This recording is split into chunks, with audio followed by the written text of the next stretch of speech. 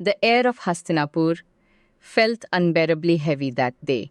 Peace had been spoken of in the royal court, but behind every word, the sound of war was growing but no decision had been made. Silence filled the corridors of the palace, and within that silence, the shadow of destruction slowly began to spread. That very moment, Krishna's gaze stopped on Karna, as if he knew that before the war began, he still had to reach the heart of this great warrior. Radheya, come with me on this chariot, away from this crowd and noise. I must speak to you about something connected only to your life. Karna looked at Krishna, and without asking a single question, he stepped onto the chariot. He did not know this short journey would shake his entire world. For some time, both remained silent.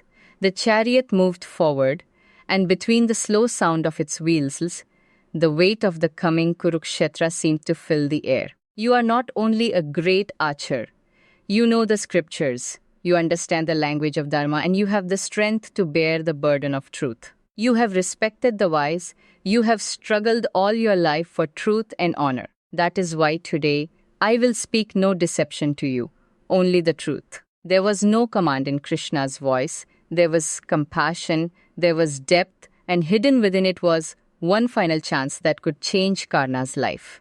Madhav, there is something different in your eyes today. It feels as if you are about to open a chapter of my life that even I do not know. Karna, listen carefully. You are not what the world has believed you to be until now. Your identity is greater than even the name you carry. You are not only Radheya Karna, you are the son of Kunti. The same Kunti, who is the mother of the Pandavas. She is your birth mother. You are Kunti's firstborn son, born even before Yudhishthira, the eldest brother of the Pandavas. This is your hidden truth. Son of Kunti, Madhav, what kind of truth is this? These words are breaking my heart from within as if my entire identity has suddenly changed. Yes, Karna. By the view of scripture and Dharma, your rightful place is among the Pandavas. You are not their enemy, you are their elder brother by birth. Come with me, Karna. Return to your brothers. There is still time. One decision from you can change the direction of this war. Yudhishthira will accept you as his elder brother. Bhima will honor you. Arjuna, Nakula, and Sahadeva will welcome you with their whole hearts. Your humiliation will end. Your true identity will return. And Karna, the kingdom for which this war stands could rightfully be yours. I am not only telling you the truth of your birth. I am showing you a path where honor, family, kingdom, and identity can all become yours. For one moment, history itself seemed to stop. If Karna had said yes, perhaps the war of Kurukshetra, the fate of the Pandavas, and the story you have spoken has entered deep into me. But this truth, as great as it is just as painful and difficult. On one side stands the truth of birth, and on the other side stands the life that I built with my tears, insults, relationships, and vows. For me, this is not only a question of the throne, Madhav. It is a question of my name, my upbringing, my relationships, and my entire existence. Sometimes truth is very great, but it arrives far too late. So late that a person may understand it, but can no longer live by it. Karna slowly broke his silence. There was no anger in his words, only pain, gratitude, and the unbearable weight of Dharma. Keshav, your words are filled with love. I know. You have spoken this for my good. I respect your affection and your truth. What you are saying is true. I do not deny it. But not every truth can change the path a person has already walked. Yes, Madh, I was born from Kunti.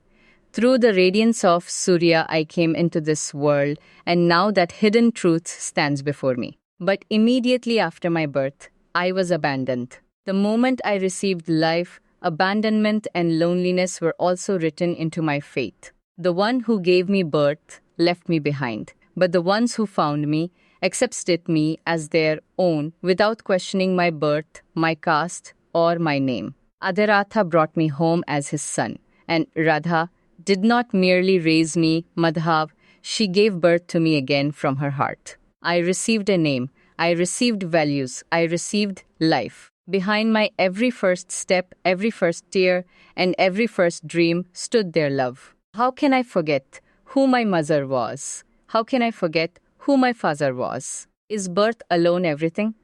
A man who understands Dharma does not break the debt of those who raised him, Madhav. Birth is one truth, but care, love, and sacrifice are also Dharma. My name, my life, my honor, everything is connected to them. If I abandon them, how will I ever accept myself? In that same life, I built my relationships. I built my home. I had my sons. I found my world.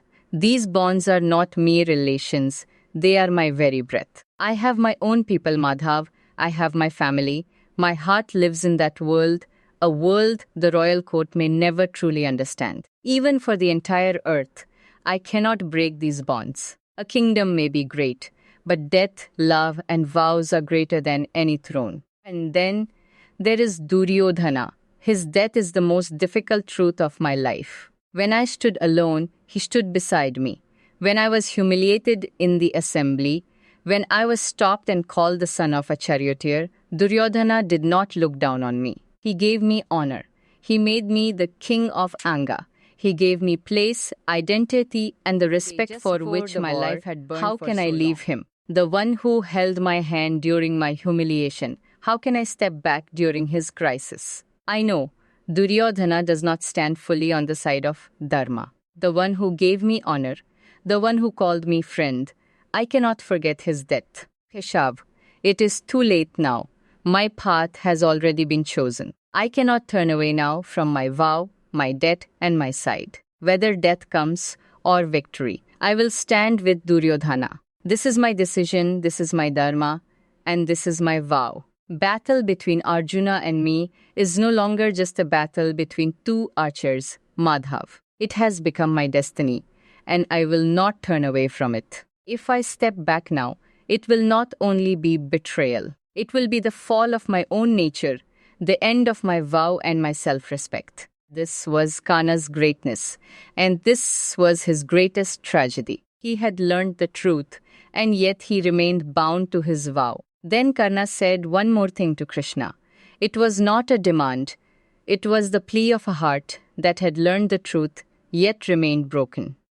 Please let this truth remain here.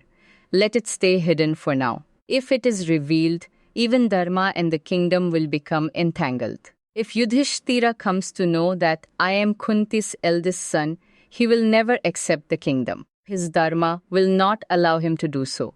And if the kingdom is given to me, I will also hand it over to Duryodhana, because my life is still bound to his debt and his friendship. This answer was not only loyalty. It was the full story of every bond, every debt, every insult, and every wound hidden inside Karna. I am no longer in confusion, Madhav.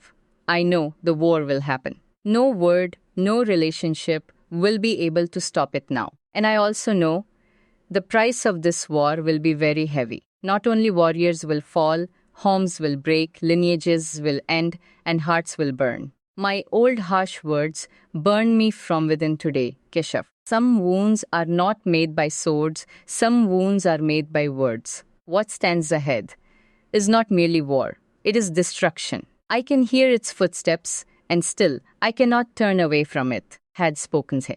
After his words, silence returned to the chariot, but that silence was now far heavier than before. Krishna understood everything.